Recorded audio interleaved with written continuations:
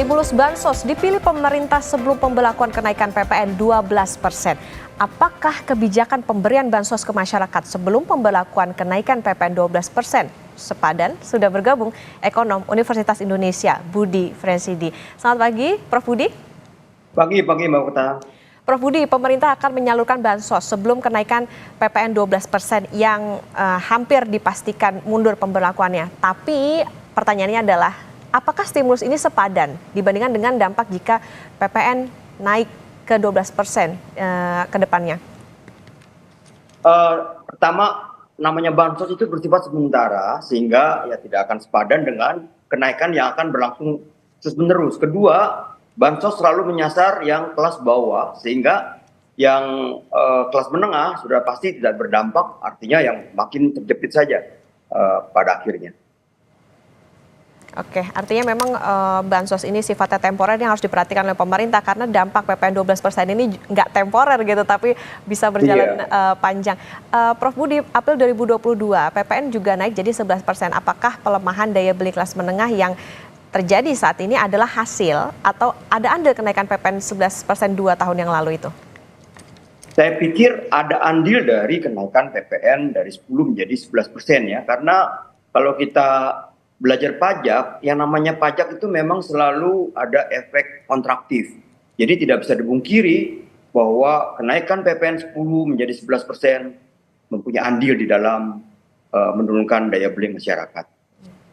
Oke, artinya memang ini juga harus diwaspadai kalau misalnya yang terjadi 2 tahun lalu efeknya bisa sampai sekarang, kalau misalnya nanti terjadi 12% juga bisa saja apa yang terjadi sekarang bisa terjadi juga ya, nanti. apa yang terjadi katakan sejak April 2022 ini kita khawatir terulang lagi, semakin menurun lagi daya beli, karena kan kalau kita lihat di 2019 hingga 2024 itu atau di Maret 2024 itu kan kelas menengah sudah turun. 2019 itu 57,3 juta atau 21,5%, dan di Maret 2024 itu hanya menjadi 17,1% atau 47,9 juta orang. Jadi ya terasa sekali, terlihat sekali. Belum lagi rata-rata tabungan yang juga turun 6,3% ya, menjadi hanya kalau tidak salah 4,3 juta per Juli tahun ini. Itu angka-angka yang bisa saya sampaikan.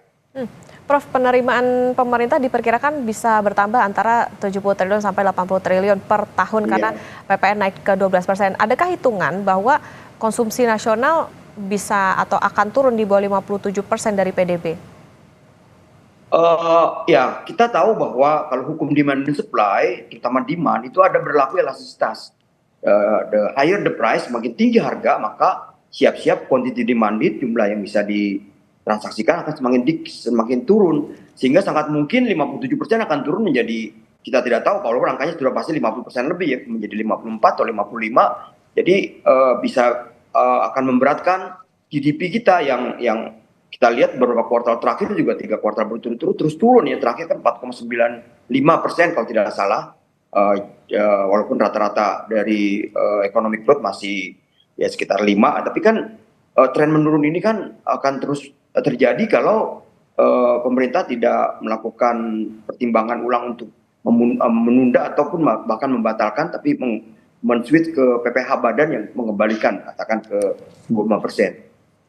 Oke. Prof, hitungan Anda, akan ada berapa besar kelas menengah yang turun kasta jadi rentan miskin atau bahkan hampir miskin karena PPN 12% ini?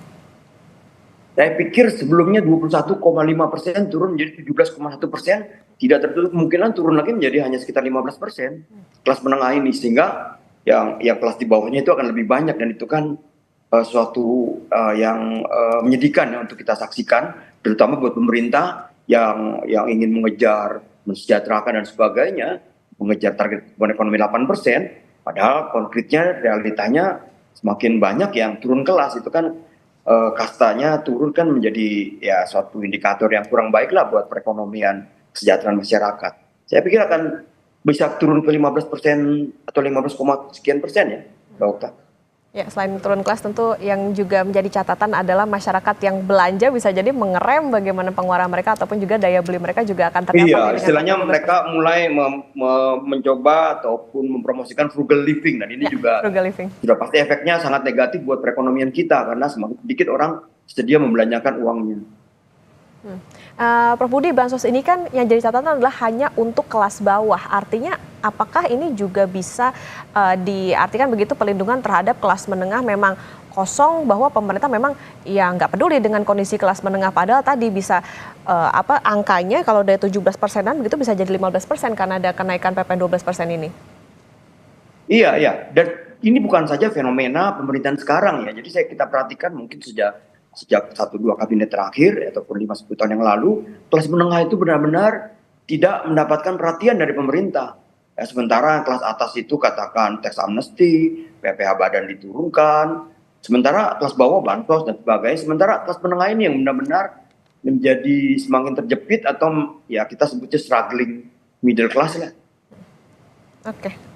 Jadi ini bisa menjadi perhatian bagi pemerintah. Kalau tadi kami sempat berbincang dengan kalangan pengusaha bahwa ini tidak hanya berdampak pada masyarakat tapi juga pengusaha, dan saat ini juga yang menjadi catatan adalah bansos bukan solusi yang bisa dipertahankan selamanya karena ini sifatnya temporer. Tentu yang jadi harus menjadi perhatian dari pemerintah adalah bagaimana melindungi kelas menengah, karena tadi ya Prof Budi, bagaimana catatannya adalah dari 17% bisa turun kelas nih masyarakat jadi ke 15% kelas menengahnya. Terima kasih Ekonom Universitas Indonesia Budi Frensidi sudah bersama di Kompas Bisnis. Sehat, sukses selalu Prof.